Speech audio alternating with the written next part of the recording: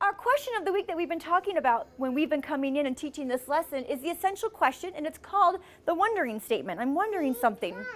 How can we get along with new friends?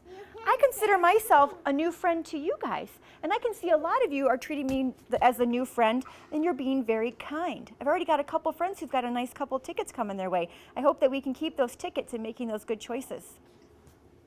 So I want you to be thinking about these ideas of how we can get along with our friends. I've got the poster up over here as well as my character, my learning intentions, and I've got my poster that I'm going to keep coming back to because we're going to keep swinging back to that of why we're here today.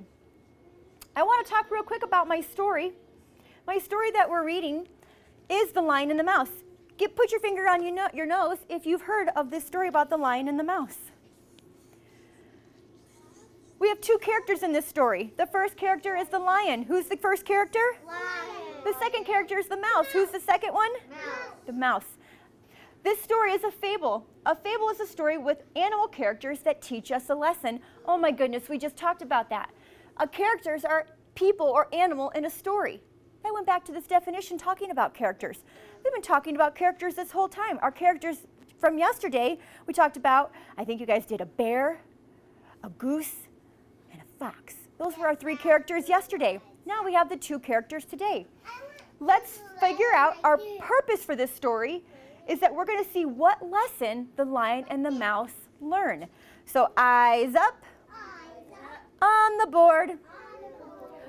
The Lion and the Mouse, based on a fable by Aesop. How can the lion and the mouse get along in the jungle? Let's listen. One afternoon, a lion was napping in the jungle.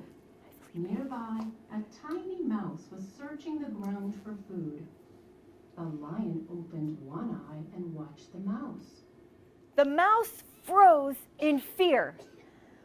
Froze, I know here that when something is frozen, it's very cold. What is it when something's frozen? It's very what? But that doesn't make sense. I also know that when I'm afraid, I sometimes stay very still or stiff. Froze must mean to be very still. Wait a second. I'm going to count to 3 and I want you guys to show me what it's like to be really still or frozen. Ready? 3, 2, 1, freeze. That's how the character felt when the mouse froze in fear. Let's read on to see what happens with our friends or our characters. A few weeks later, the mouse was leaving her den when she heard the sound of a roaring lion. Something about the lion's roar made the mouse worry. She rushed toward the sound as before. Said the lion to the mouse, "I don't believe that a tiny creature like you could ever help me. Just trust me and try to sit still," said the mouse. "I have a plan." So friends, how can we get along as friends? Originally, this lion didn't think that this little mouse could help him. But the mouse ended up helping them. And think about our characters from yesterday when we read about What About Bear? Both of these stories in the beginning had friends who maybe didn't get along. But at the end, these characters, just like in What About Bear, they all became friends at the end.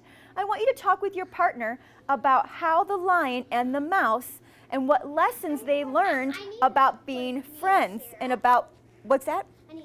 Yes, I'm coming down right now. Find your partner. Partner 1, will you raise your hand? Who's going to go first? Partner 2, raise your hand. Partner 2, I'm going to have you go first this time.